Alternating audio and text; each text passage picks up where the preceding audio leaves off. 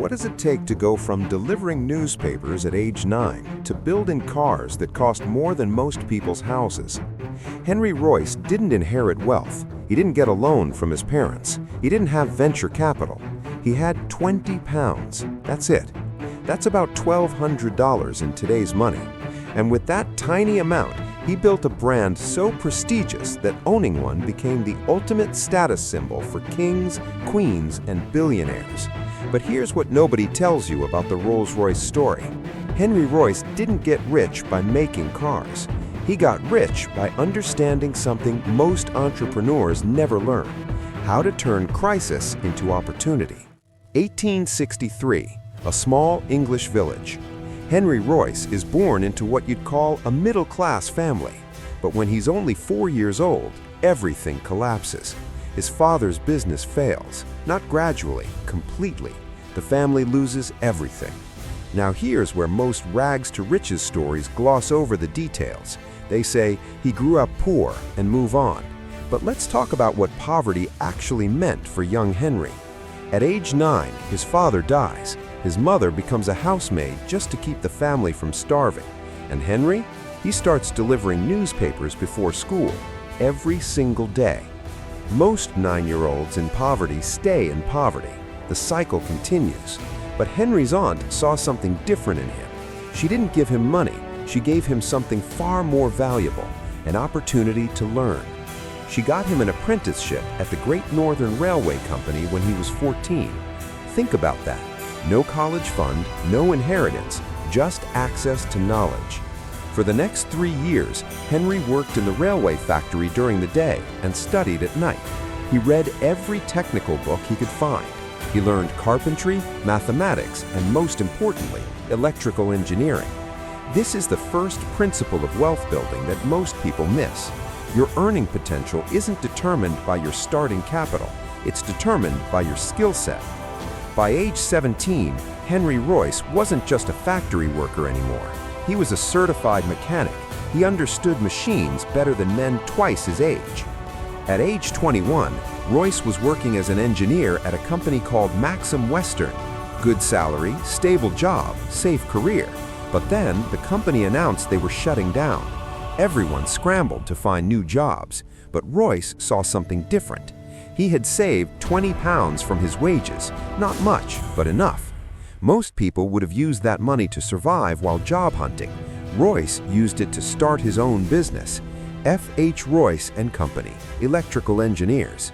He rented a tiny office space in Manchester, brought in his friend Ernest Claremont as a partner. And here's the critical financial lesson. Royce didn't try to compete with established companies.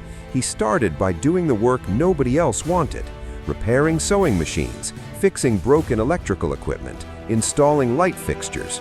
Boring work, low margins, but it paid the bills while he figured out his real product. While doing these small jobs, Royce noticed something. Electric lighting was brand new technology. Demand was exploding, but nobody was making quality electrical components. So he pivoted, started manufacturing light bulb holders, doorbells, electrical clamps. Simple products, high quality, fair prices. By 1900, just 10 years after starting with £20, the company's annual revenue exceeded £20,000. That's a 1,000x return in a decade. Royce was 38 years old. He had a family, plans to build a factory, financial security for the first time in his life. Then everything fell apart again. 1901. German and American companies flood the British market.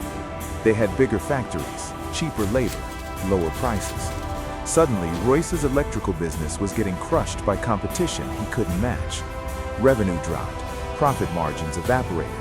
He had to lay off workers, and the stress destroyed his health. Doctors told him he was heading for a complete breakdown. Their prescription? Fresh air. Take a break, buy a car, and go for drives. So Royce bought a French car called the Decauville. Cost him a small fortune, and it was terrible. Loud engine, faulty brakes, constant overheating. Now most people would have just complained and lived with it, but Royce was a perfectionist. He started tinkering, making small modifications. Then he completely redesigned it. When Royce finished modifying that French car, something clicked. He realized he could build a better car from scratch. And here's the financial principle that changed his life. When your current market is dying, sometimes the best move isn't to fight harder, it's to switch markets entirely.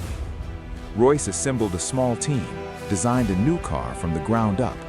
10 horsepower, 2 cylinders, quieter, lighter, more reliable than anything on the market. On April 1st, 1904, they tested it on the road. It ran 50 kilometers without a single problem. Royce built 2 more, improved them, refined them. He had created a world-class product. But there was a problem. He had no idea how to sell luxury goods. Royce was an engineer, not a salesman. He knew how to build things, not market them. That's when the second hero enters the story. Charles Rolls was everything Royce wasn't. Wealthy family, university education, natural salesman. But most importantly, Rolls understood luxury markets. He was already running a successful business importing and selling high-end cars to Britain's elite. When Rolls saw Royce's cars at an exhibition, he immediately recognized something special. He told his business partner, "I've found the greatest engineer in the world." They struck a deal. Rolls would handle sales, marketing, and distribution. Royce would handle engineering and production. The cars would be called Rolls-Royce. This is the wealth-building principle most entrepreneurs ignore. You don't have to be good at everything. You just need to partner with people who complement your weaknesses. Royce had the product. Rolls had the market access. Together, they were unstoppable. March 1906, Rolls-Royce Limited officially launches. They offered 4 models, 10, 15, 20, and 30 horsepower cars. But having a great product doesn't guarantee success. You need people to know about it. So Rolls and Royce used a marketing strategy that's still used today: competitive validation. They entered their cars in prestigious racing tournaments, Isle of Man, Tourist Trophy, and they won. Not just participated, dominated. Every victory was free advertising to the exact customers they wanted, wealthy people who valued performance and prestige. But their masterpiece was still coming. In late 1906, Rolls-Royce launched their most ambitious car yet: 40 to 50 horsepower, 6 cylinders, silver body. It was so smooth and quiet, they called it the Silver Ghost. But here's where Rolls-Royce showed marketing brilliance. They didn't just claim it was reliable, they proved it. They organized a 15,000-mile endurance test. The Silver Ghost drove continuously for 2.5 months, day and night, no brakes, 0 mechanical failures. They also did the whisper test, balancing a coin on the hood while the engine ran. The coin didn't fall. These weren't advertisements, they were demonstrations, and wealthy buyers took notice. Kings, queens, industrialists, everyone who was anyone wanted a Silver Ghost. By 1913, Rolls-Royce was generating over £90,000 in annual profit.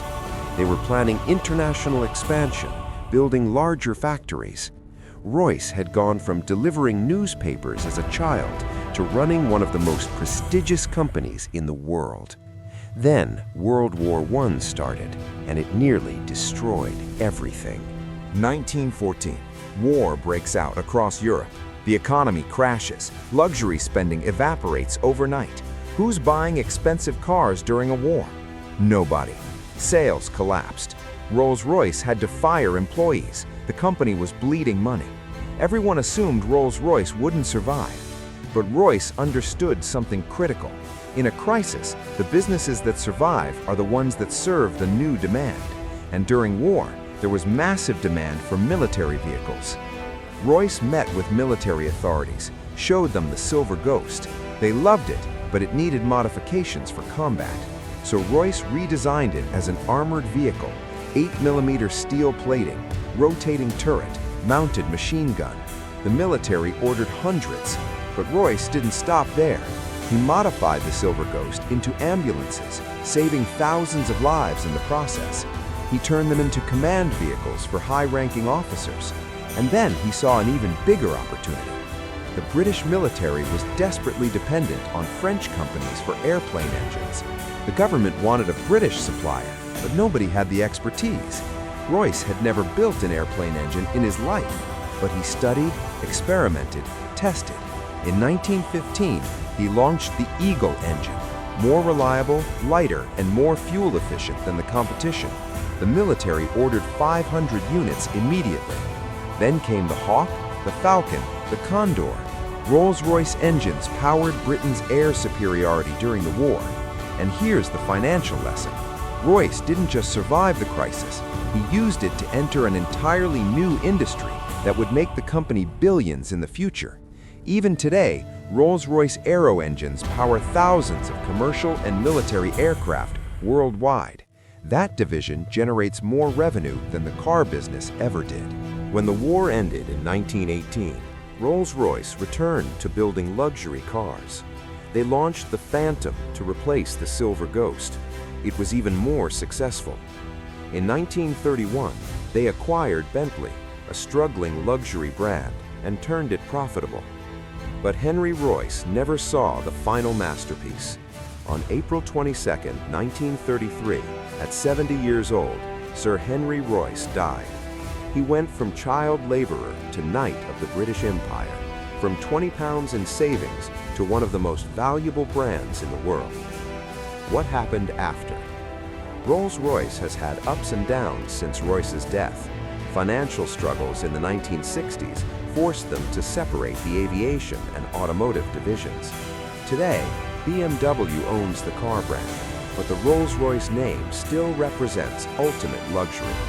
A new Rolls-Royce Phantom costs over $450,000.